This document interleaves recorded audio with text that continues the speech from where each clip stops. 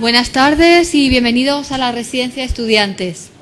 Va a dar comienzo a esta conferencia, por lo que les pedimos que apaguen por favor sus teléfonos móviles. Muchísimas gracias.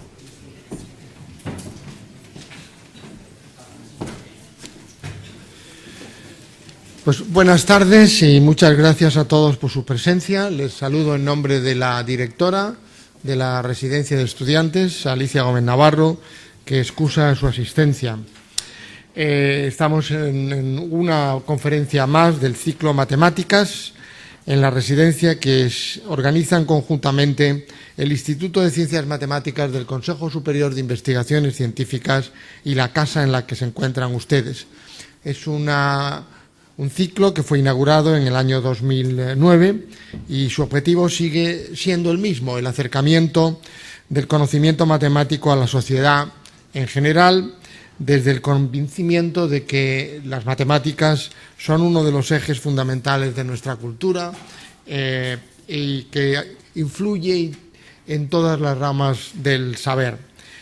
Si recuerdan muchos de ustedes, a lo largo de este ciclo hemos tenido conferenciantes de la talla científica de Marcus de Satouy, Sant Serna, Pierre Cartier, Guillermo Martínez. No les voy a citarlas con los títulos de las conferencias que dieron. El año pasado tuvimos a Antonio José Durán, que conferenció en diciembre con el título, este sí le voy a decir, lo que realmente dijeron los mayas, números y calendarios. Fue una conferencia divertida, como la de esta tarde, con toda seguridad. En esta ocasión nos complace dar la bienvenida al profesor de matemáticas y escritor norteamericano John Allen Paulos, doctor por la Universidad de Wisconsin y profesor de esta materia en Temple University de Filadelfia. Yo no voy a decir nada más, le voy a ceder la palabra al presidente de la Asociación Española de Comunicación Científica, don Antonio Calvo Roy, que presentará la conferencia, y a nuestro conferenciante. Bienvenidos los dos y muchas gracias por de nuevo elegir la Residencia para este ciclo. Muchas gracias.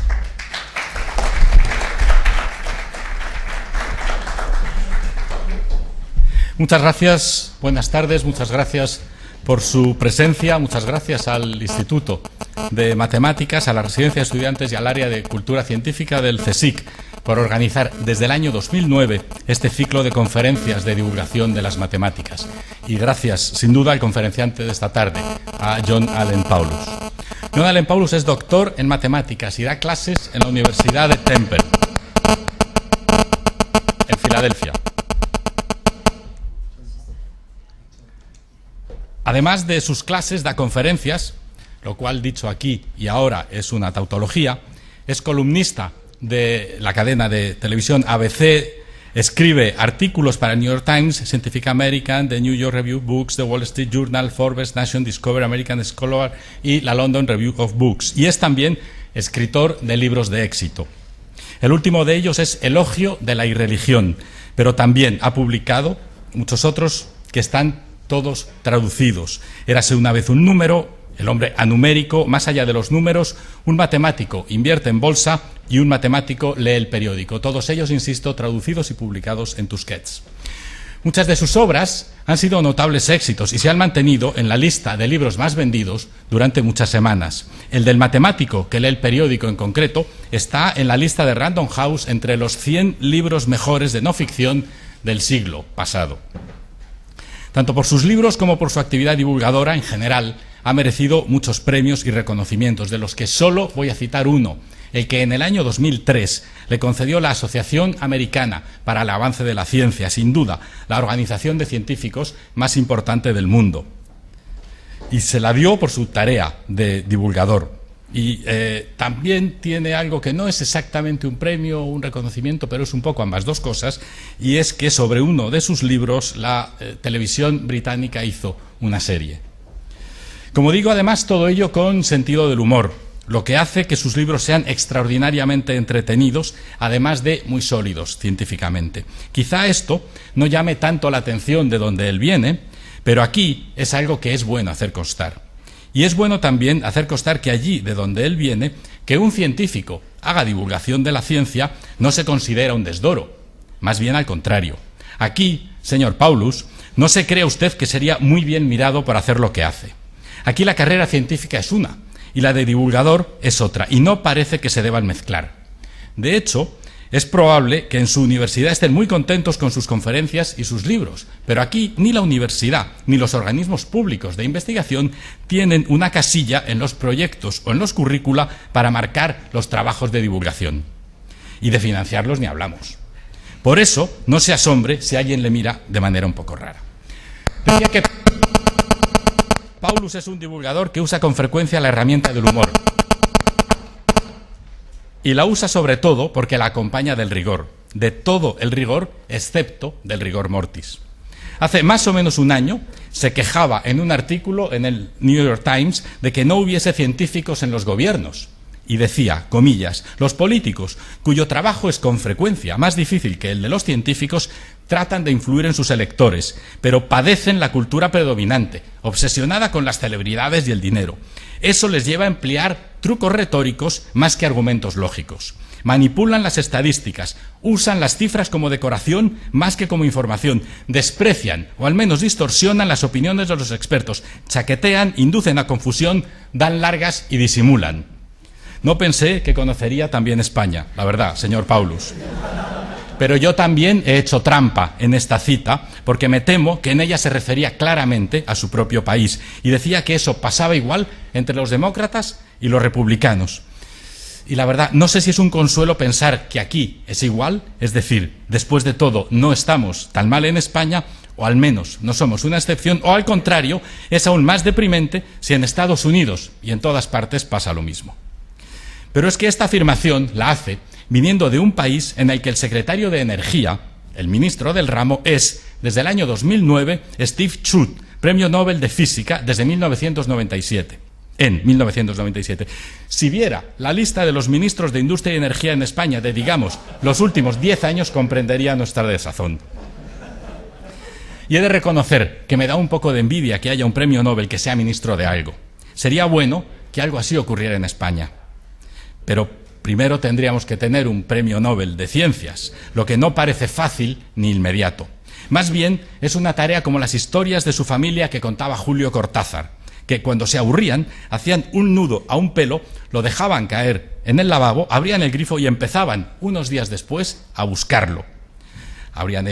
Desmontaban primero el lavabo y la cañería hasta el sifón, y si no lo encontraban tenían todos que buscar trabajo para ahorrar y así comprar el piso de abajo para buscar en las cañerías y así por las alcantarillas hasta el río de la Plata.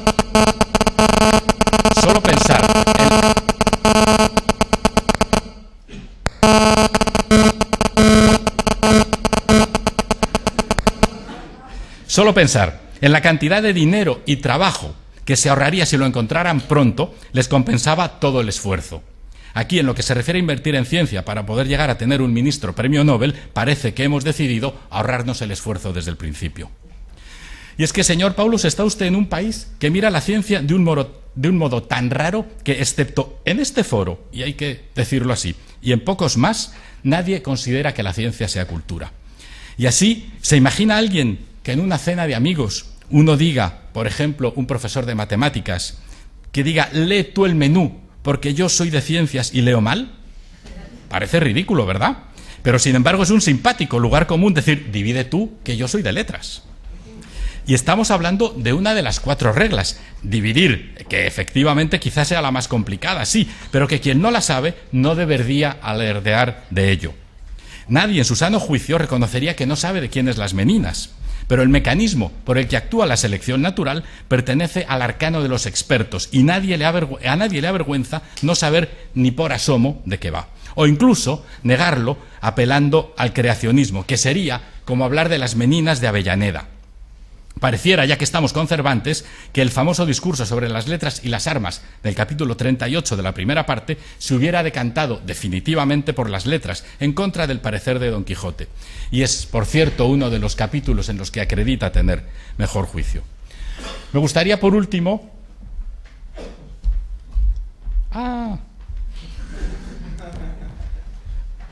Bueno, termino ya porque como la ponga en modo avión para lo que me queda. Me gustaría por último destacar otra faceta de John Allen Paulos, la de profesor visitante de periodismo en la Universidad de Columbia. El uso de las estadísticas en el periodismo es con frecuencia algo extraordinariamente gracioso. No somos los periodistas lo suficientemente precisos con el dato, lo suficientemente cuidadosos con la precisión, y eso que el periodismo es palabras y datos, andar y contar, como decía Chávez Nogales, y en este caso contar en su doble acepción, contar hasta 3 sin equivocarnos y contar qué pasa. Confiemos en todo caso, dado todo lo dicho y especialmente esto último sobre el periodismo, que no nos ocurra como en la conferencia que dio Einstein el 8 de marzo de 1923 en el Ateneo de Madrid.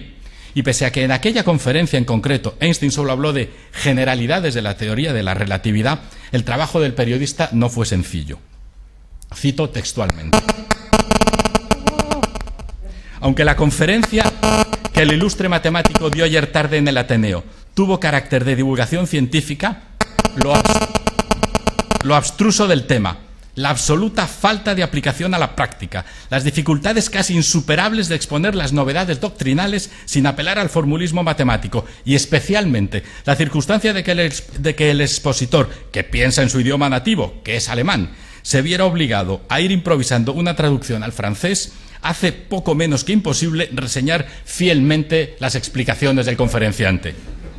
El imparcial 9 del 3 de 1923. En todo caso, eso no impidió los aplausos al final de la charla, que fueron atronadores. Y, por cierto, en esta misma sala dio Einstein el 9 de marzo de 1923 una traducción presentado por Ortega y Gasset, que iba haciendo al mismo tiempo la traducción. No creo, insisto, que hoy nos pase lo mismo y que el plumilla que recoja esta charla tenga los mismos problemas que nuestro colega de hace exactamente 90 años.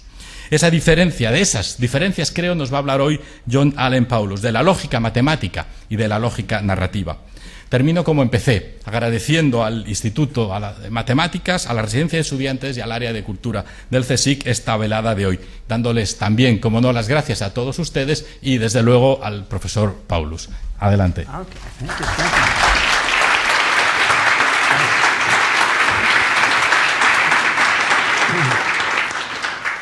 Thank you very much, Antonio. Muchísimas gracias, Antonio, don't seem like very por kind esas words. palabras tan I think if I aparentemente understood them all, I'd amables. be Si embarrassed. les hubiera entendido todo, seguro que sentiría Thank vergüenza. you all for Pero muchas being here gracias a tonight. todos It's a ustedes pleasure por to be estar here aquí. with you. And Estoy encantado as de the estar aquí slides con indicate, ustedes, I'm y going to como talk indica about mi charla, stories and yo voy a estar hablando de statistics los and cuentos y narratives and la numbers, if you estadística, like a la different narrativa y los alliteration. números. And Y otras aliteraciones we'll go from there. I'll parecidas. be happy to answer any Estaré questions encantado or entertain de any jokes or intentar whatever afterwards. Contestar sus preguntas o let me compartir begin. sus bromas al final. Vamos a empezar. So that looks right. So, yeah. Parece ser la Stories and diapositiva statistics. correcta. Do I have? Los cuentos y la estadística. Yeah. Okay, ¿Esto es so correcto? they get along uncomfortably. Se Stories are llevan one thing, statistics are relativamente mal. another. Los cuentos son una And cosa let me y las just read a estadísticas son otra paragraph to you cosa. that Y voy a illustrates citarles something un that I'm párrafo sure you que already ilustra una situación que understand quite seguramente ya clearly. entienden claramente. At his faint chuckle, she turned and faced her once beloved uncle. Unceremoniously, she ripped the Después papers de from the oírle pocket of his reír, Hawaiian shirt as he warily stepped se backwards enfrentó a toward the su hotel room door. tío antes And then, tan with estimado, unmitigated tan querido, disgust at y le his arrancó blubber as los, well as his duplicity, she hissed 22.8% los of papeles all de su bankruptcies guayabera. filed between July Vigiló. 95 and June 97 were 28, attributed to bad un legal advice, 22,8% up de todas las quiebras 9.2% over registradas the last entre 1995 y 97 In any se case, deben this a un little asesoramiento jurídico paragraph is, defectuoso y un supposed to 9% indicate más que en el the stories periodo we tell anterior. in our Pero everyday como debería lives indicar often este párrafo, coexist lo very que uncomfortably with citamos statistics, that en nuestra even vida real relevant statistics, citan estadísticas muy mal, when the two incluso don't cuando las outright citas contradict each other. son relevantes. Our A stories veces are son filled with people contradictorias. who do Nuestras things, who historias, have motives, nuestros desires, cuentos, fears, possibly an unnatural love of spaghetti.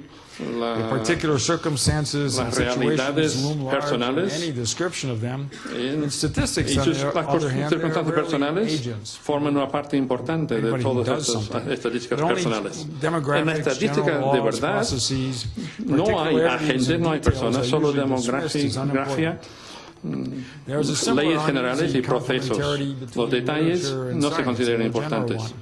Hay otra complementariedad incómoda entre la literatura y la ciencia. Los comentarios, las perspectivas individuales, los arquetipos útiles y las extrañezas se asocian incómodamente con la charla científica sobre la objetividad, los resultados definitivos, las verdades universales, etc. Y otras referencias a la dama de la suerte y el milagro se asocian a veces con la oportunidad y la coincidencia. Son maneras diferentes de ver el mundo. Podemos cubrir ese abismo que hay entre aquellas personas que ven el mundo como tipos buenos y tipos malos y los otros que lo ven como representaciones de la suerte y los números. Entre los representantes de lo que C.P. Snow llamó los literario y lo científico. En un mundo con más ramificaciones de Internet, hay una situación respetable para las perspectivas personales y actitudes que no infravaloran la objetividad científica. Bueno, ¿qué significa lo de las historias y las estadísticas, los cuentos y los estadísticos? Puede significar muchísimas cosas, pero si me obligaran a definir esta justa posición, la mayoría de las personas dirían algo que se juntan como casi tan bien como un caballo o un sujetapapeles, o como los sellos y los puros. Pero yo digo que la narración y el discurso informal han dado lugar a modos complementarios de pensar que se utilizan en la estadística, en la lógica y en la matemática en general. Aunque estos aspectos científicos son más difíciles de conseguir y de vez en cuando van en contra de nuestras intuiciones porque no aplicamos estas formas de pensar, a lo largo de la evolución humana no hemos tenido que analizar los teoremas de la probabilidad, etc. Pero en general podemos decir que desde milenios hemos contado cuentos y luego hemos llegado a las estadísticas después de muchos milenios. Esto sugiere que este abismo es más una cuestión de tradición, una cuestión de grado y no algo que es tan profundo que no se puede atravesar. Yo por lo menos lo creo así. Y como este desfase entre historias y las estadísticas es un sinécdoque de este desfase que citaba C.P. Snow entre lo literario y lo científico. Y por eso algunos de mis comentarios pueden tener una resonancia más amplia de lo que parece, ya que sinécdoque es una especie de metonimia literaria, es algo parecido a la utilización de una muestra como representación de toda la población. Y con esta pedantería ya hemos lanzado nuestra cometa para que atraviese este abismo. Los conceptos de las naciones estadísticas no llegaron de pronto en el lenguaje cotidiano. Estos conceptos de varianza y de valor medios nos llegan desde la antigüedad. Ya se utilizaron huesos y piedras como dados. Hay también referencias en la literatura clásica. La suerte era importante en la vida cotidiana, por lo menos en la vida de algunos pocos. Y no es difícil imaginar pensamientos de probabilidad en las mentes de algunos de nuestros ancestores. Si llego antes de que se termine de comer el animal, podré comer algo. Y no parece probable que hubiesen dejado el animal sin comer. Pero siglos y miles de años después, estas ideas se han formalizado como los problemas del juego de Pascal y Fermat en el siglo XVII. Luego Laplace y Gauss lo desarrollaron más durante el siglo y medio siguiente. Y Quetelet y Durkheim los utilizaron en el siglo XIX para entender irregularidades en los fenómenos sociales. La probabilidad de alcanzar un 6 al lanzar 4 dados son mayores que tener un 12 en 24 lanzamientos de 2 dados. Esta es una cita de Pascal. Voy a saltar otros ejemplos. Pero después de saltar tan atropelladamente por la historia de la estadística, voy a ir un poco más despacio para citar algunos de los ancestros más coloquiales de los conceptos más importantes de la estadística y la probabilidad. Vamos a centrar la atención en la tendencia central, el valor medio, la moda, el mediano, etc. Estos conceptos salieron de palabras habituales, como los que están en la pantalla.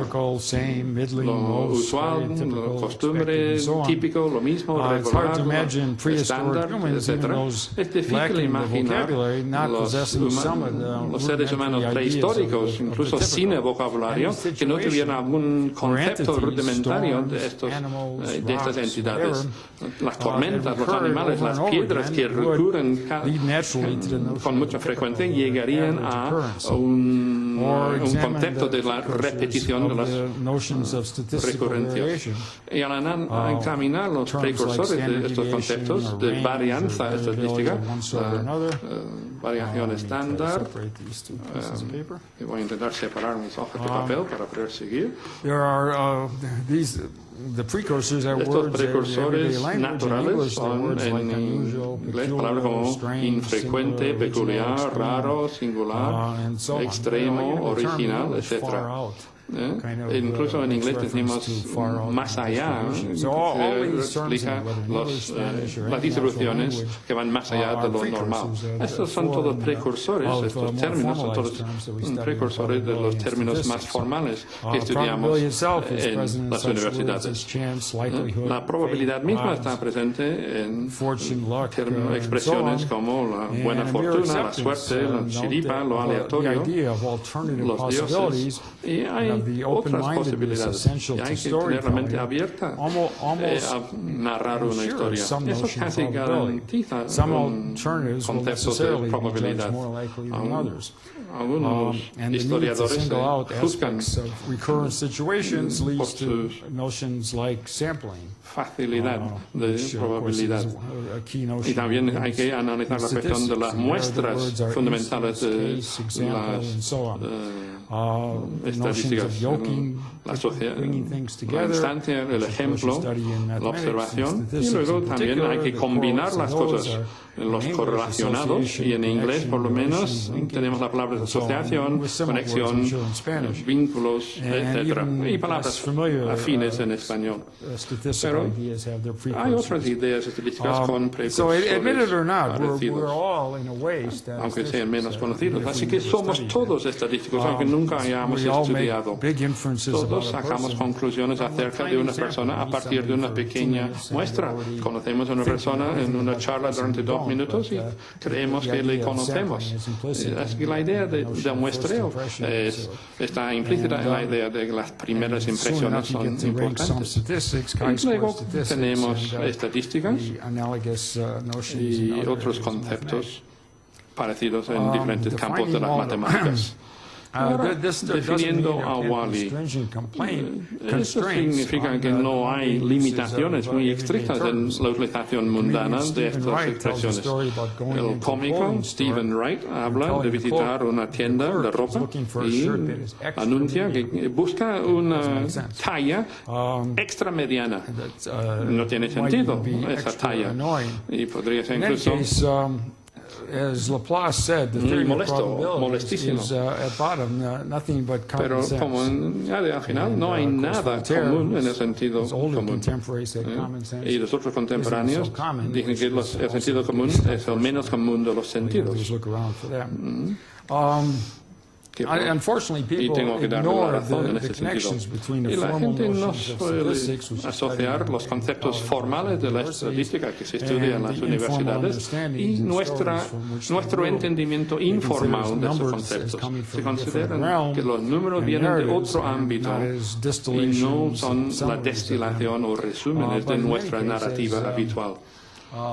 Pero, como se ha indicado aquí, todos, como dijo Molière, como dijo uno de los personajes de Molière, todos llevamos toda la vida hablando de la estadística, pero no lo sabíamos.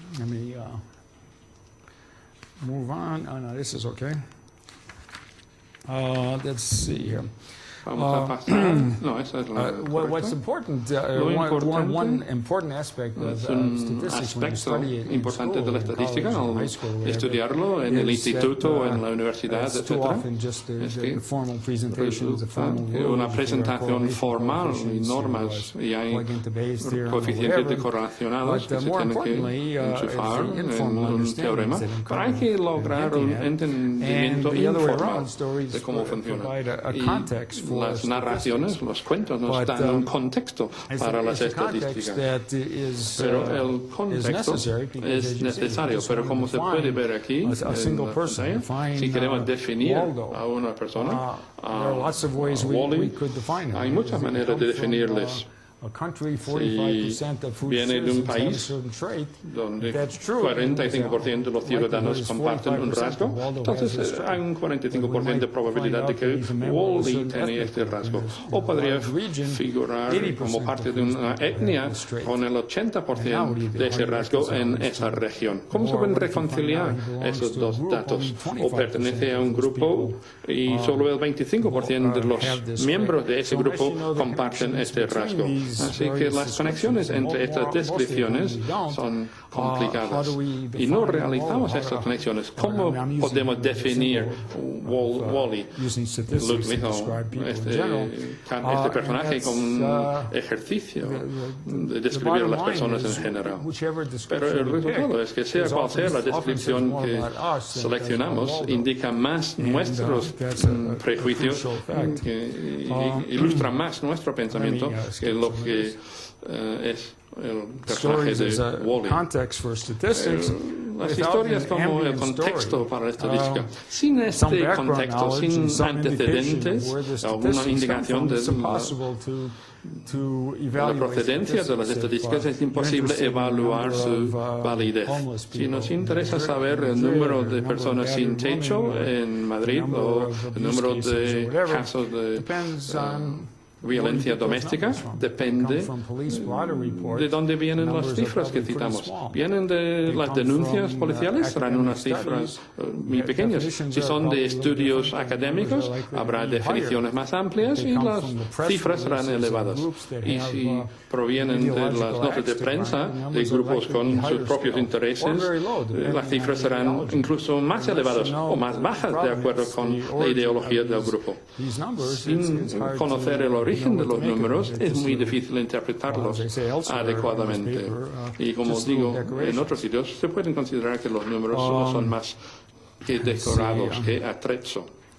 Stories also not only provide the Pero context las historias for también y los statistical cuentos nos dan no solo el contexto para declaraciones estadísticas, también son útiles para ilustrar realidades matemáticas. Y si han estudiado estadísticas, hay una explicación ilustrativa de la falacia del jugador o el problema de la caja de cerillas de Banach, el andar aleatorio de los borrachos, el problema de las tres puertas o la paradoja de San Petersburgo o el problema de la aguja de Buffon. Casi todos los problemas tienen una pequeña ilustración, una especie de viñeta que la encapsula.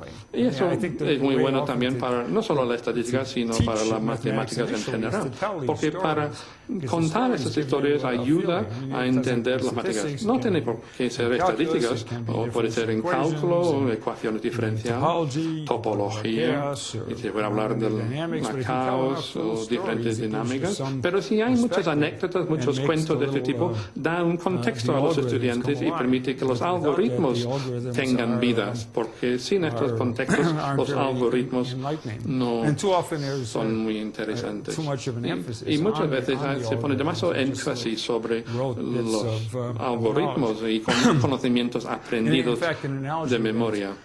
Y para darle otra analogía que a mí me parece útil, por lo menos en español, en inglés o en español, es que si lo único que hiciéramos antes en las clases de lengua en el instituto era aprender frases y analizarlas sin leer literatura, pues no íbamos a tener mucho interés en seguir leyendo inglés o el español, en su caso, después de salir del instituto.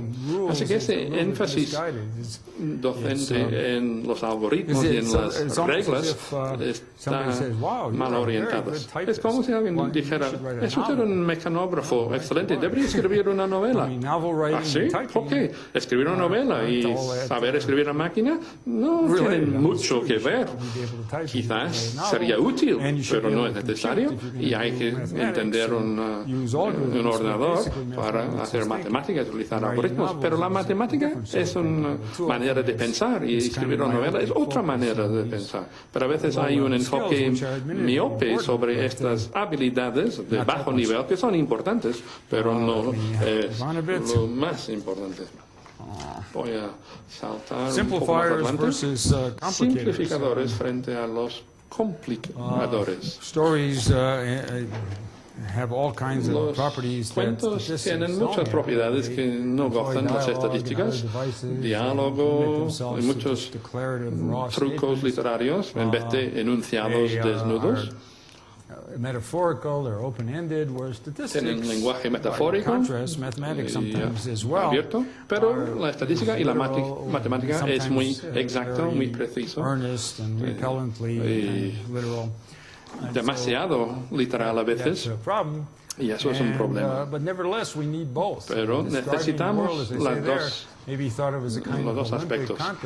A veces se entiende que el mundo es una contienda olímpica entre los simplificadores y los complicadores.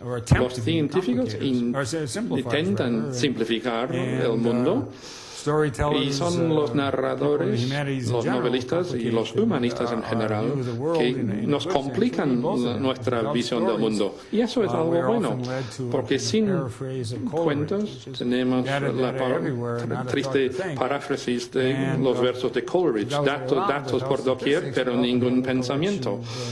Sin estadísticas, a menudo solo nos queda un montón de impresiones y anécdotas nebulosas que no llegan a montar, a sumar mucho. Es solo una historia y el aprovechamiento que tiene es casi nulo.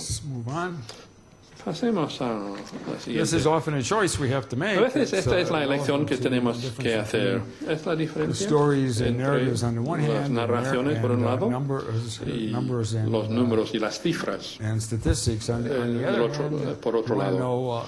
Si queremos saber un poco o mucho sobre unas pocas personas o un poco sobre muchas personas, hay que tener un interés en los datos demográficos y la estadística, y se puede definir una persona como residente en el condado de Dade, en un condado de Florida, por ejemplo. Nació hispano, pero era judío a la hora de morir. Eso es una broma, porque hay una gran comunidad hispana en el sur de Florida. Y ha ido aumentando a lo largo de los años, pero los judíos se jubilan en Florida. Así que el residente típico de condado, al nacer es hispánico, pero al morir es un judío. Pero no explica la realidad de las personas que viven. Un individuo específico puede ser Don Quijote o Madame Bovary, etc. Pero las estadísticas nos pueden engañar. Parece que las novelas nos iluminan más acerca del mundo. Dicen los críticos que desvelan verdades humanas y están llenas de metáforas, de ironía, de detalles que nos dan una perspectiva sobre la vida de muchos niveles. Y hasta cierto punto es verdad a veces, pero también es engañoso, porque hay siempre un problema del sesgo de una muestra pequeña pequeña y podemos tener una muestra sesgada y estos resultados no se pueden generalizar al resto de la población. Pero luego está un coeficiente ajustado de correlación múltiple. Es decir, cuando tenemos demasiadas variables que explican los hechos, lo intentamos ajustar a la realidad que queremos explicar y parece que estamos explicando mucho más de lo que realmente se explican. No voy a entrar en detalle aquí sobre este coeficiente ajustado de correlación múltiple, pero basta decir que si hay muchos detalles, parece que estamos hablando más de un rasgo concreto, pero no lo estamos haciendo. No es tan específico. El pensamiento bayesiano. Esto era el cura presbiteriano Bayes, siglo XVIII. Este pensamiento es una formalización de lo que hacemos en la vida cotidiana. Creemos algo, experimentamos algo y actualizamos nuestras creencias. Y esto lo hacemos constantemente, cambiamos de idea constantemente y eso es bueno. Pero este teorema de Bayes es una formalización de eso. Aquí hay un ejemplo. Si tenemos dos monedas, una moneda auténtica con cara y cruz y la otra es una moneda falsa con dos caras, escogemos una de ellas y la probabilidad de acertar con la justa es una de dos, es la mitad. Pero si tiramos esa moneda 3 veces y sale cara 3 veces seguidas, estaríamos empezando a pensar que quizás que he optado por la moneda de doble cara. Por eso estimamos que la probabilidad de haber acertado ha disminuido. Es una conclusión que alcanzamos de forma natural, pero con el teorema de Bayes aplicamos la matemática y nos sale el resultado de una probabilidad de 1 en 9 casos. Estas conclusiones son contraintuitivas. Pruebas muy precisas, por muy precisas que sean, si es una enfermedad rara, algún resultado positivo puede ser un falso positivo. Y por eso los médicos, en mi opinión, son muy poco letrados a la hora de hablar de números. No les gusta que le damos un problema, ningún problema de un matemático les gusta, pero si tenemos un resultado de 98% será positivo y si no hay estos síntomas, el resultado es uno de cada 1000 casos es la enfermedad. ¿Cuál es la probabilidad? Y van a decir todos 98% y no es así. De hecho, otro ejemplo que cité hace unos años, cuando fui a la consulta del médico con mi mujer, le estaba proponiendo una intervención menor y mi mujer estaba muy preocupada. Y el médico me dijo, hay un riesgo de 1 en 1.000.000 de esta condición. Y poco después, estuvimos ahí 10, 15 minutos en consulta y poco después dijo, era una garantía del 99%. Y poco después, nada más levantarnos para marcharnos, dijo que casi siempre sale bien. Pero ha ido de 1 vez en 1.000.000 a 99%, así que casi siempre, sin darse cuenta de las órdenes de magnitud que había de diferencia en estos valores. Así que como muchas personas usaban estos números como adornos, no como información. No tenía ningún sentido literal en las cifras que usaba. Y eso es muy frecuente. Y como indico aquí, otro problema es que las personas no tienen una buena percepción de la probabilidad. Si le preguntamos cuál es la probabilidad, es 1 en 1.000.000 o 50-50, 50-50, y es un valor muy aproximado. Y en relación con el pensamiento bayesiano, da lugar a errores de tipo 1 y tipo 2. Estos errores de tipo 1, a pesar de su nombre poético, que puede parecer un pensamiento existe, o una cosa existe cuando no existe, es decir, un falso positivo. Eso es un error de tipo 1. El tipo 2 afirmamos que no está cuando realmente sí está. Eso es un falso negativo y esto tiene que ver con lo que hacemos cuando nos presentan una estadística estadística o una historia, con números, con palabras, con lo que sea. ¿Qué es lo que hacemos cuando nos presentan una historia? Suspendemos nuestra incredulidad. No lo creo del todo, pero me gusta la historia, quiero que me divierta, lo voy a admitir. Pero en la estadística hacemos lo contrario. Suspendemos la credulidad. Parece plausible, pero no me lo voy a creer hasta que me lo demuestren.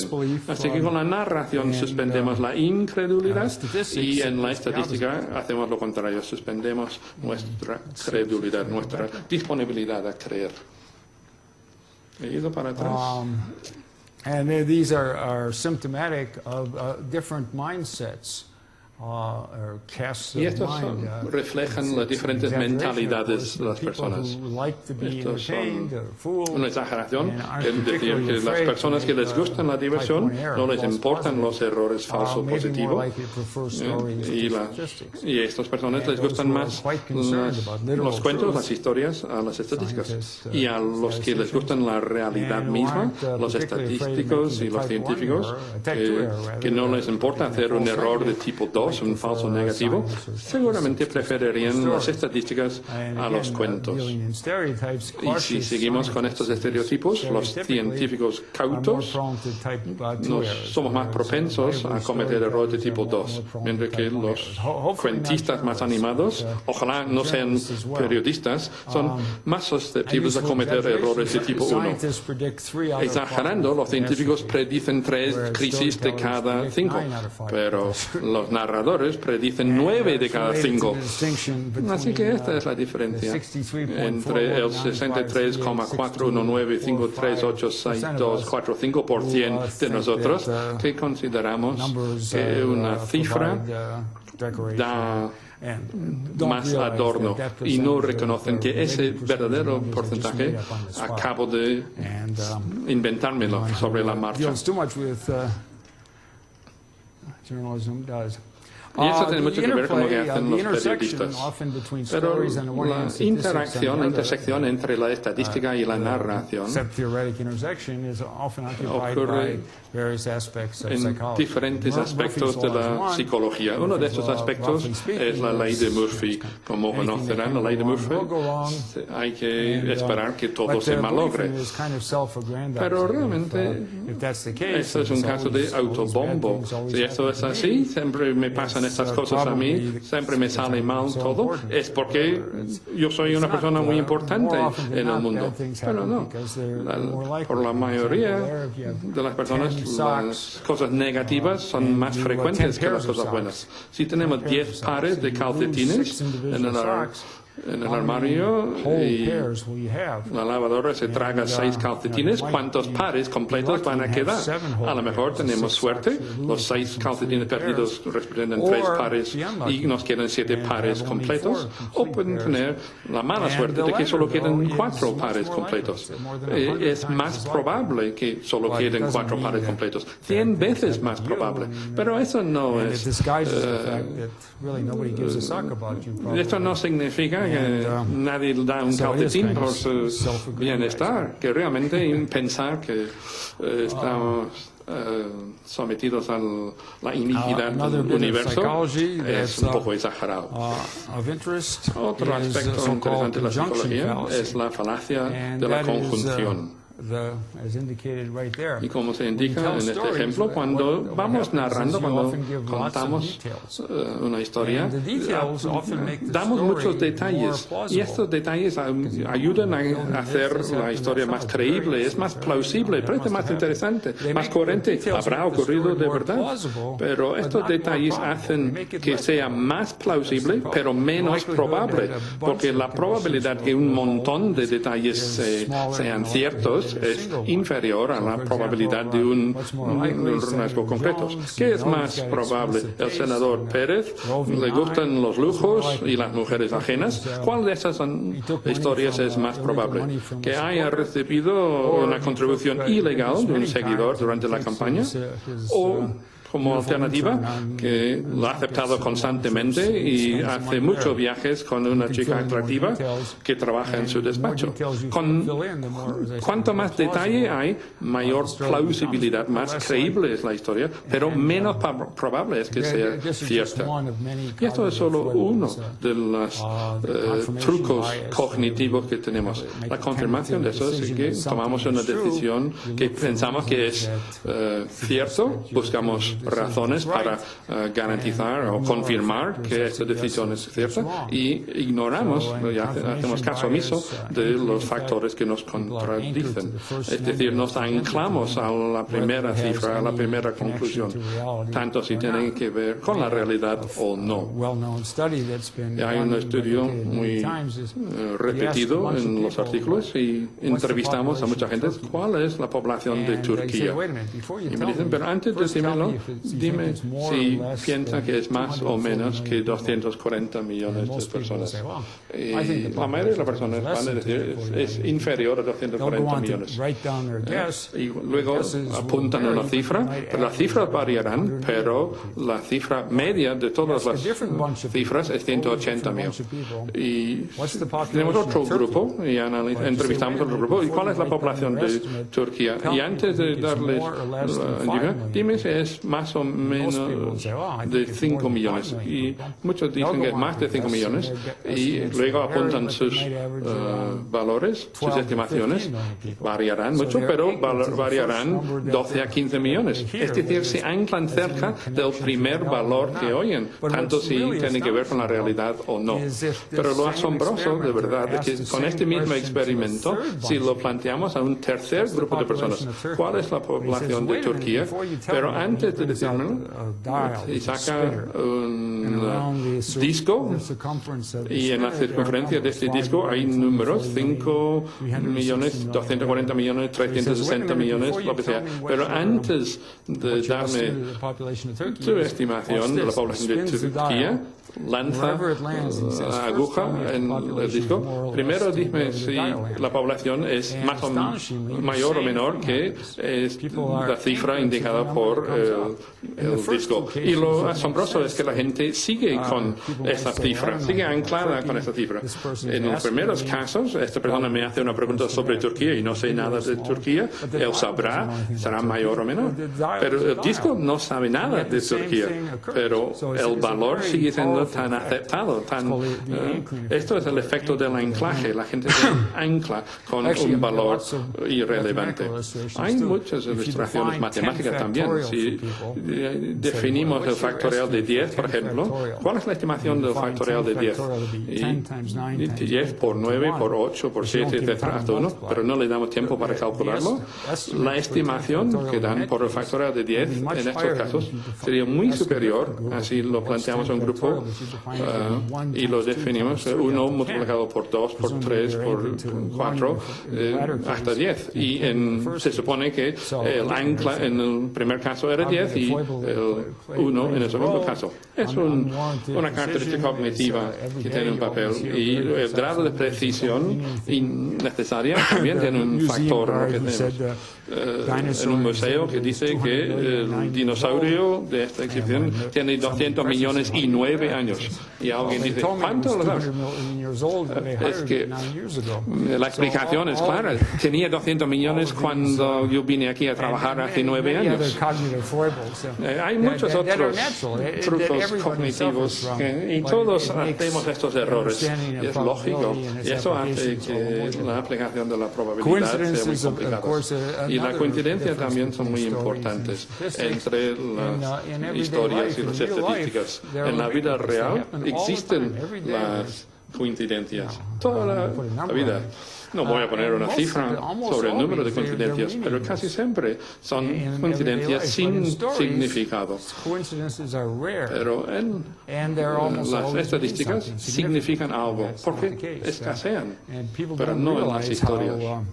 Las historias aprovechan la coincidencia y la gente no se da cuenta de que las coincidencias vienen de muchas fuentes y simplemente estamos inundados por cifras, por blogs, por mensajes de tweets y muchos tipos de datos, y es natural interpretar significancia a partir de esos datos. Estamos en un ambiente donde los números grandes no eran importantes. Nuestra tendencia es buscar la significación que no existe la mayoría de las veces. Si analizamos las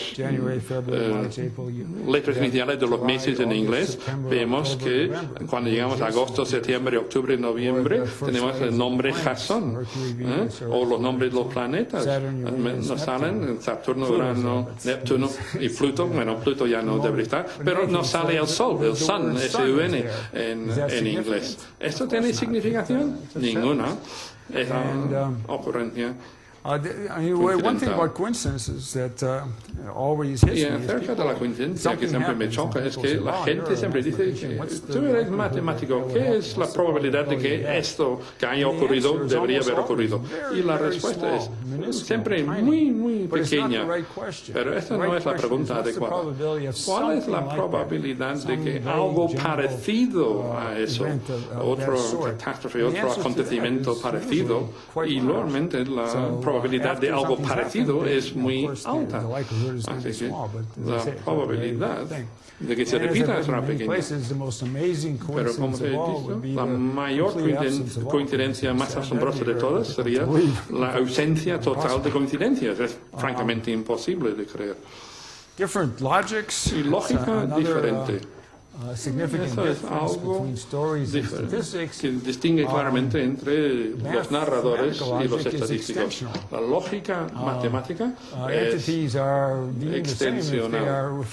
Las entidades son las mismas, tanto si hacemos referencias diferentes. Es decir, si tenemos un cálculo y aparece un 3 en la expresión, podríamos incluir la raíz cuadrada de 9. La expresión no habrá cambiado. Puedo sustituir en vez de 3 el número entero mayor o inferior al valor de pi y no cambia nada. Pero en la narración la sustitución no se permite. A veces esa lógica, si conocen los cómics de Superman, por ejemplo, Lois Lane sabe que Superman sabe volar, y como Clark Kent es igual a Superman, Lois no sabe que Clark Kent puede volar. Ese es un ejemplo, y no solo de identidad equivocada, la sustitución no son iguales en la narración. La lógica narrativa en historias utilizan una lógica intencional con S, donde no se permite esta sustitución. Imaginen leer una historia o un ensayo histórico y sustituimos un evento, un hecho equivalente. A veces los resultados no tienen nada que ver. A veces el resultado no tiene nada que ver con la realidad. Si nuestro aniversario de boda es el 7 de enero, está muy bien, pero no podemos decir que el 7 de enero era el cumpleaños número 134 de Julio Baroja. No tiene nada que ver. No podemos hacer esa sustitución.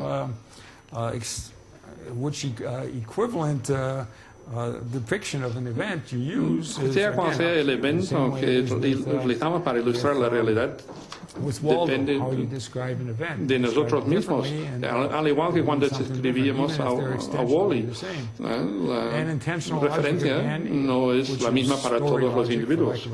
Y la lógica narrativa es una combinación extraña de muchas disciplinas y subdisciplinas, y no son muy cohesivos, no están tan definidos, no como la lógica matemática, que tenemos teoremas de completitud, de incompletitud, etc. Pero no es el caso en la narración. La lógica intencional es una combinación de la semántica situacional, la lógica modal, la teoría de la acción, elementos de la lingüística. Utiliza palabras deíticas como esto, aquello, usted, se dio. Y hay algún ejemplo con las variables algebraicas que sí pueden ser pronombres, pero no es una analogía muy extrapolable. También la narrativa lógica es informal, impreciso y muy ambigua. Y podemos hacerlas más precisas y podemos hacer lo mismo en matemática y en la lógica, pero no se ha hecho. Y incluso la palabra, el verbo inglés es, seguramente es lo mismo con el verbo es en español, se puede traducir de muchas maneras. Estragón es el señor Beckett, el personaje es el autor, es igual a la identidad. Estragón es ansioso, es un verbo tratado como predicación. El hombre es ansioso, es un verbo de inclusión. Ese es un hombre ansioso, es una interpretación más existencial. Y eso es solo algunos de los significados que existen en el verbo es. Pasando de un lenguaje amorfo, natural, al lenguaje, hacia el lenguaje específico de la ciencia, de matemáticas, suelen surgir estos problemas. Voy a saltar un par de temas sobre el conocimiento compartido o mutuo y el conocimiento común. Una información, un dato puede ser información compartida o mutuo, si los dos lo sabemos, pero una información, un dato común, es conocimiento común cuando los dos lo sabemos y además sabemos que lo sabemos. Es algo más profundo. El dato es conocimiento común si yo lo sé y yo sé que lo sabes y tú sabes que yo sé que tú lo sabes, etcétera, etcétera. Parecen los hermanos Marx. Hay muchas definiciones que se pueden hacer. Las narraciones necesitan este conocimiento compartido o conocimiento común, pero la estadística no. Voy a citar un ejemplo. Aquí. Esto es un ejemplo, la parábola de las feministas furiosas. Esta parábola que ocurre en un pueblo rematadamente sexista, de cuyo nombre no quiero acordarme.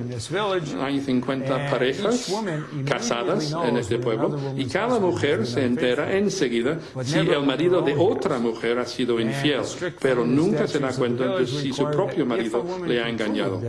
Los estatutos estrictos de este pueblo feminista afirman que si una mujer puede presentar pruebas de que su marido le ha sido infiel, está obligado a matarle ese mismo día. Supongamos que las mujeres son inteligentes, conscientes de la inteligencia de las otras y, por suerte, nunca avisan a las otras mujeres de que sus maridos les son infieles. Se da la circunstancia de que todos los 50 maridos han sido infieles a sus respectivos esposas. Pero ya que ninguna mujer puede demostrarlo, la vida del pueblo se desarrolló con normalidad, aunque un poco recelosamente. Pero una mañana llega la matriarca que vive al otro lado del bosque. Todo el mundo reconoce su sinceridad y ella anuncia que hay al menos un marido infiel en el pueblo. Eso es lo que anuncia ella. Pero ¿qué pasa cuando este hecho, que no constituye más que una consecuencia menor de lo que ya todos saben acerca de los maridos ajenos, es puesto en conocimiento común? ¿Qué ocurre? ¿Qué pasa cuando todo el mundo lo sabe como conocimiento común? Después del aviso de la matriarca, el pueblo vive pacíficamente durante 49 días. El día siguiente se produce una masacre en la que todas las mujeres matan a sus maridos. ¿Por qué ocurre así? Porque el conocimiento común da lugar a la acción. Se puede demostrar por la inducción que he esbozado aquí en la pantalla, pero hay otras maneras de hacerlo. Al contrario de la parábola que acabo de citar, imaginemos que hay solo un marido infiel. Todo el mundo lo sabe, salvo su mujer, la señora A. Así que cuando la matriarca K lo sabe, solo la señora A aprende algo nuevo. Y como es inteligente, tendrá que saber que si hay otro marido infiel, no muere, tendrá que ser su marido el infiel y le mata el primer día. Pero ¿qué pasa si hay dos maridos infieles? Todo el mundo lo sabe. Todo el mundo sabe que existen salvo la señora A y la señora B. La señora A solamente sabe que el marido de la señora B le ha sido infiel y la señora B solamente sabe de la infidelidad del marido de la señora A. Así que la señora A no se da por aludida, pero se da cuenta de que la señora B no ha matado a su marido el primer día. Así que el segundo día deduce que su marido también tiene que ser infiel. Y se puede aplicar la misma teoría a la señora B. Así que en el segundo día los dos matan a sus maridos. Y se puede sacar la misma analogía con 2, 3, 4 maridos. Y para 50 maridos tenemos que llegar al día número 49 para sacar las inferencias y se produce la masacre el día 50. Este es un ejemplo, pero ilustra la importancia en las narraciones del conocimiento común. No en esta narración concreta, sino en cualquier cuento. Si hay dos chavales adolescentes, él dijo esto porque ella no sabía que eso, y así es como comparten la información y todo el mundo sabe interpretar estos líos en la vida real. Pero esto no tiene nada que ver con la estadística. Special understandings is also a result of el entendimiento especial. Eso también se deriva del conocimiento común. En la matemática el lenguaje es muy rígido, las definiciones son muy precisas y fijas, pero los significados privados se desarrollan rápidamente. Aquí tenemos una broma. Hay un joven que se ha ido de vacaciones y llama a su casa y pregunta por su gato. Y el hermano le contesta, el gato se murió esta mañana. Pero eso es terrible, ya sabes cuánto cariño le tenía. ¿No podrías haberme dado tan triste noticia de manera más suave? ¿Cómo? Bueno, podrías haberme dicho que él se había subido al tejado. Entonces, al llamarte de nuevo, podrías haberme dicho que no había manera de hacerle bajar y así sería mejor. ¿Vale? De acuerdo, ya lo entiendo. Así que sigue la conversación. ¿Cómo está mamá? Se ha subido al tejado. Stories, statistics, and minds. Los cuentos, la estadística y las mentes. A veces surge la pregunta al analizar una narración, ¿cuánta información hay dentro de esta narración? Y realmente no se puede cuantificar la información. Lo que sí se puede hacer es cuánta información contiene la mente del lector, es decir, en ese sistema, esa conexión entre el lector y la historia. No se puede medir el cuento. Hay dos lectores, uno muy sofisticado que conoce el cuento y otro que no sabe nada del argumento. Y los dos están leyendo el cuento y la complejidad de Schein reduce para el resto de la historia, porque la sorpresa que provoca la historia disminuye, porque ya queda menos historia. A una tasa diferente, porque uno es un lector sofisticado, el otro es un lector ingenuo. Pero esta tasa de complejidad varía, pero lo que sí se sabe es la complejidad changing. Sí, se puede sumar. Y la suma es constante, la complejidad disminuye y la sorpresa aumenta. Esta situación se ha desarrollado con el concepto de la entropía física, que es un concepto que se utiliza en la ciencia para analizar los experimentos de Maxwell-Demons. No hay violación de termodinámica en estos fenómenos, pero si lo estiramos de forma metafórica, tenemos este sistema de lectores y al leer la historia, su complejidad Chaitin, su entropía aumenta, pero la suma es siempre la misma. A mí me parece que es un concepto útil para analizar las cosas. Y me gusta también porque resalta de nuevo las dos culturas de C.P. Snow que cité al principio. Si han leído la obra de C.P. Snow, él habla mucho de la segunda ley de la termodinámica y se puede preguntar a los físicos y a los humanistas sobre esta ley.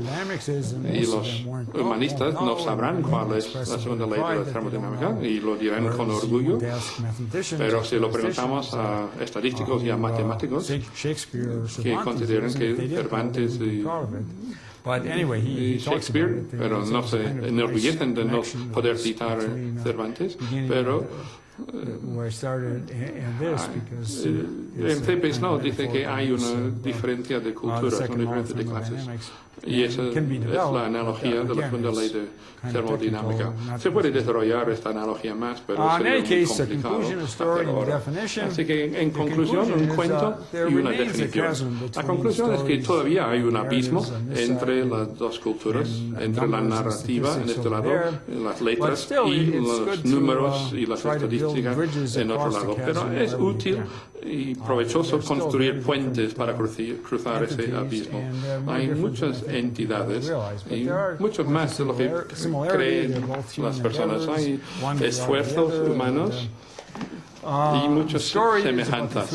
Y tengo una anécdota. Hay 3 estadísticos y un pato. Sabrán este cuento que dice 3 estadísticos van de caza. El primero dispara al pato y pasa 15 centímetros por encima. El segundo dispara 15 centímetros por delante. Y el tercer estadístico dice con mucho entusiasmo, ¡le he matado, le he matado! Y mi definición de un estadístico extrovertido, seguro que lo han oído, el matemático estadístico es el que se fija la mirada en tus zapatos mientras está hablando contigo. Pero podría decir más bromas sobre matemáticos, pero vamos a detenernos aquí y encantado de contestar sus preguntas, comentarios y bromas si quieren.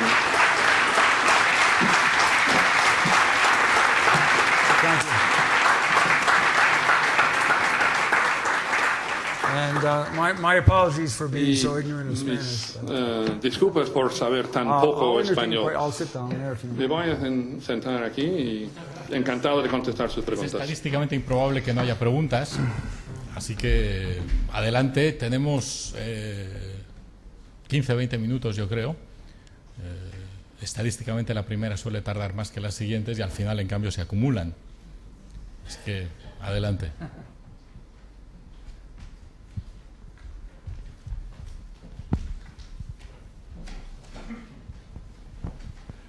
My question is on your analysis on psychology and coincidence. I think Mi pregunta es sobre la cuestión de la psicología y la coincidencia.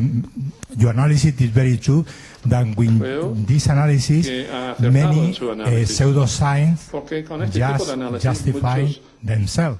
I mean, for instance, se just a coincidence that you take Es solo una almost pure coincidencia water de as que homeopathy tomemos said, agua you pura, can como dicen los be homeópatas, healed from a se from a puede disease. curar But this is una just a enfermedad. coincidence. What do you Pero think? eso Of no es what más is, que una can you coincidencia. comment something of Puede darnos how algún important is to know comentario sobre la mathematics importancia in de order to conocer las avoid matemáticas pseudoscience para in society? evitar la pseudociencia en la sociedad? Sí, un verdadero entendimiento de la matemática es útil en muchos sitios. Pero muchas veces las clases se centran demasiado en algoritmos y formulaciones técnicas y quien creó unos coeficientes de correlación y matrices, etc. Y a menos que el estudiante vaya a seguir explorando eso y trabajar en probabilidad y estadística, esos conocimientos son menos útiles que un entendimiento visceral con ejemplos prácticos. Okay. A certain wariness and y hay que tener cierta prevención studying y philosophy recelo as ante well, la vida. logic. He estudiado la lógica y la filosofía but the course, también. one way, as I mentioned briefly Pero during the como talk, is I think if you present previamente, vignettes, lots of vignettes, yo creo que si stories, damos muchas puzzles, historias, jokes, as a way to motivate chistes, mathematical bromas, ideas, I think viñetas, that's problemas helpful, 'cause once para you have motivar that, a los there's a reason estudiantes to es muy master útil, the porque algorithms. así Otherwise, se motivan a entender los algoritmos. Why do that? Si no, están todos distantes.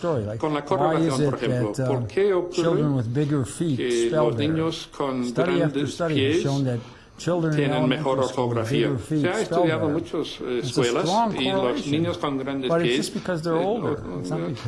tienen mejor ortografía. Pues la explicación es muy fácil. Son niños mayores. No hay muchos ejemplos. No es una explicación matemática.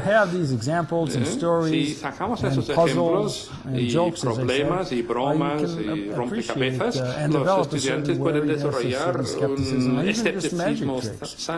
Incluso con trucos de magia también son útiles para presentarles a los niños. Porque les hace pensar. No sé si creo realmente lo que acabo de ver. Pero la inducción de un escepticismo sano es muy importante. Y la gente suele aceptar lo que se les dice y eso no es una buena idea. No sé si he entendido bien su pregunta, pero he podido contestar algo. ¿Más preguntas? Adelante.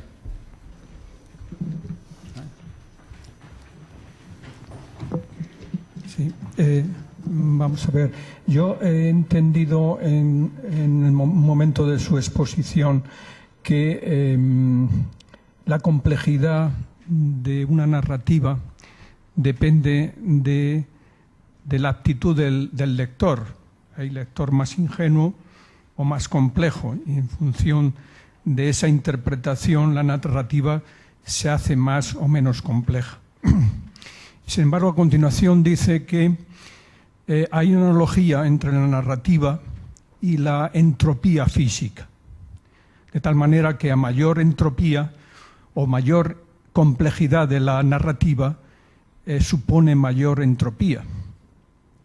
Y sin embargo, después dice que en definitiva la entropía de una narrativa es constante. Entonces no me encajan todos esos conceptos que vamos. Well, the physical entropy, not thermodynamic entropy. I mean, when you read a story, the Shannon entropy decreases, but I mean, it has a similar definition in terms of logs and whatever. But there's no violation of second law of thermodynamics. It's just that you can use this notion of physical entropy, the sum of Shannon complexity and Chayden complexity, that does remain constant, but there's no violation of second law.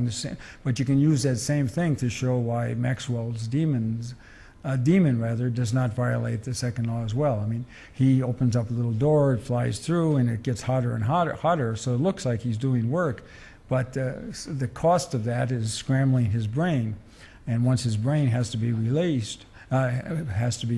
erased, that's when entropy, in your sense, increases. So there's no violation, but I'm talking about related notions of entropy, and Shannon and Boltzmann, for example. Complejidad de Shannon y Boltzmann, por ejemplo, son definiciones parecidas. Pero uno aumenta a medida que el otro disminuye.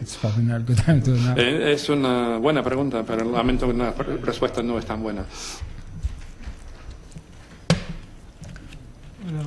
Buenas tardes, no sé qué tal se me entenderá porque soy estadístico y además tengo la enfermedad de Parkinson hace 20 años. Puesto que las leyes de Murphy son mundialmente aceptadas, que la ley de Murphy dice que si nos cae una tostada caerá por el lado de la mantequilla dándole en el suelo. Y por otra parte hay una ley que dice que si tiramos un gato cae de una ventana, caerá siempre de pie. Entonces, ¿qué cree usted que pasaría si lanzamos un gato con una tostada atada a la espalda?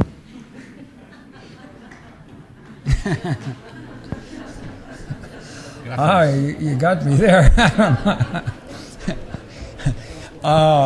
That's a good question, but I mean, Muy buena pregunta.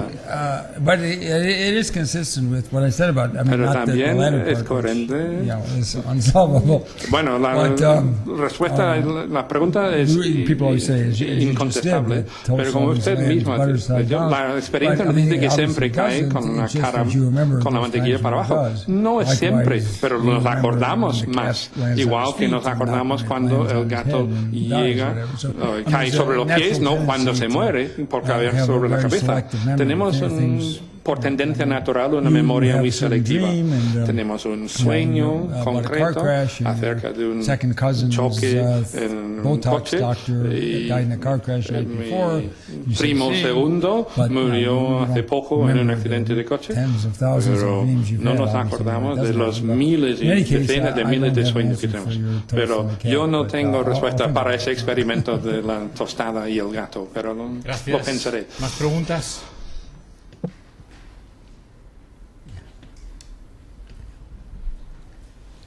Se levantan dos manos.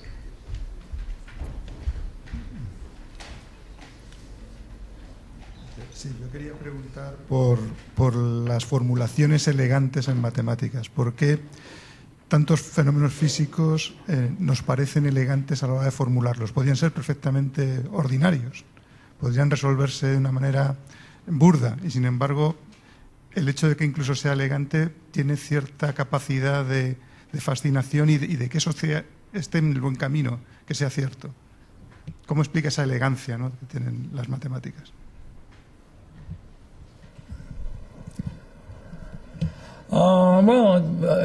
In mathematics, as in science, I mean, there is En toda ciencia, en la matemática, hay cierto sesgo a favor de la simplificación.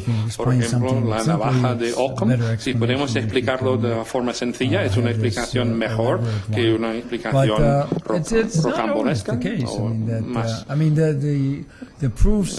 sofisticada. Pero no siempre es el caso. Hay veces que las ideas y las pruebas que tenemos son elegantes, pero hay otras veces que teoremas muy complicados y feos y las pruebas más concisas son 20 millones de pasos. Pues no vamos a dar con ellas. Siempre tendremos tendencia a sobreestimar el número de conclusiones elegantes, porque con nuestra mentalidad limitada son las elegancias que notamos. Si algo es demasiado complicado, no nos vamos a dar cuenta de que tiene una solución. Estoy de acuerdo en que la elegancia es atractiva, no solo en la matemática, también en la literatura. Hay una cita famosa que normalmente se pone en palabras en boca de Proust a veces, o Anatole France, y dice: lamento haber escrito una carta muy tan larga, no tenía tiempo para escribir una carta corta. Y es cierto. Incluso es más cierto aún hoy en día con los tweets de Twitter. Con el límite de 140 caracteres tengo que pensar mucho en comprimir el mensaje. Puede eliminar eso, simplifico esto.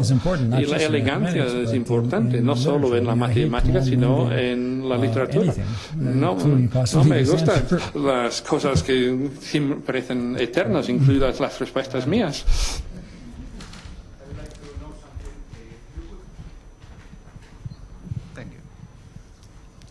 I would be grateful if you could comment something on so-called black swans, sobre los cisnes negros, events, los acontecimientos unlikely, estadísticamente altamente improbables, pero con un gran impacto. Is there a real link between those black swan stories and actual verdadera entre estas anécdotas sobre los cisnes negros y la realidad? ¿Cuál es su opinión al respecto? En algunas dimensiones, en algunos aspectos, sí existen los fenómenos de cisnes negros.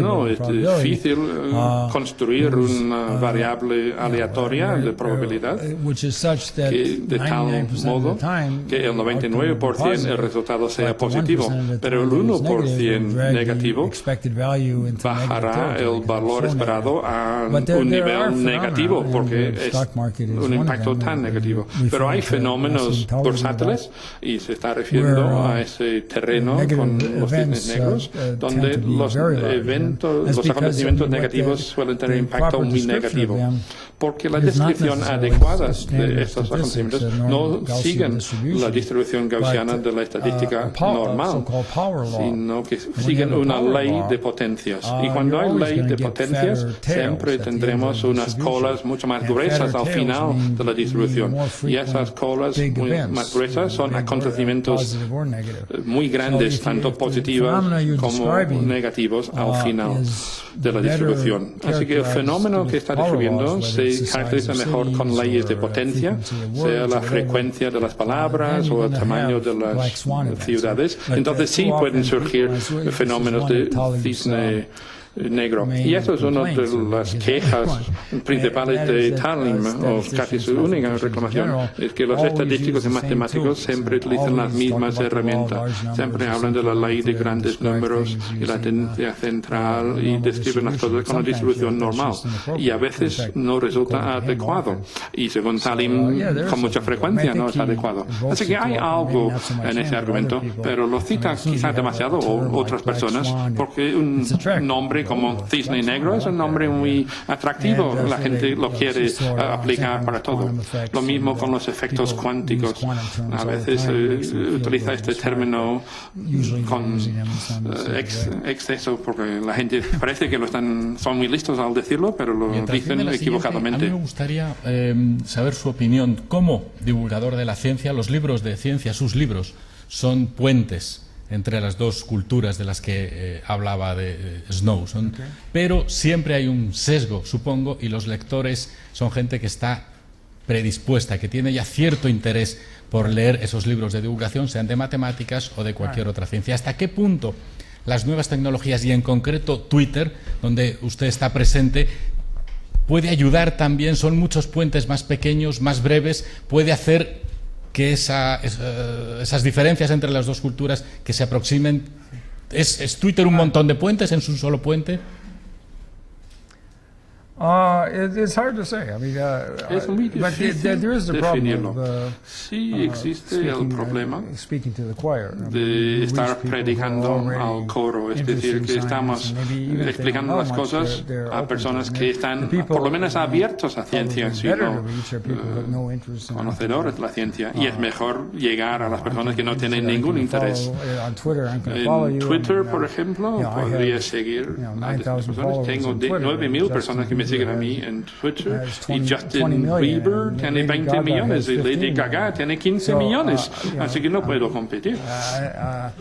So, yeah, I mean, you want to reach more people. Queremos llegar a una audiencia mayor, pero no creo que Twitter sea el mejor, pero se puede enlazar con otros artículos interesantes. Hay también programas de televisión, películas de cine, con contenidos científicos. Pero yo creo que aproximarnos a la ciencia de forma oblicua, no que la ciencia nos va a hacer más listos y felices, no, pero contar una historia y que tenga referencia a teoremas científicos y dar a los científicos un personaje interesante, no las personas que están mirando siempre a los zapatos ajenos. Es que es un problema, pero es la naturaleza de las cosas, volviendo a la entropía y la segunda ley de termodinámica. Es difícil llegar a las personas. Supongo que todo el mundo que viene aquí son personas atípicas de la población, por eso están aquí. No han ido nadie al concierto de Justin Bieber.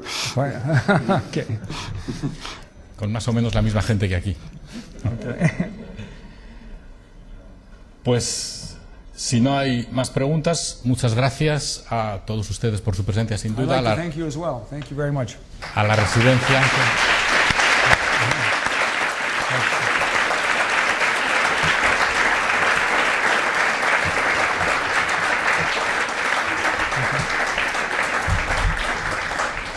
Very good.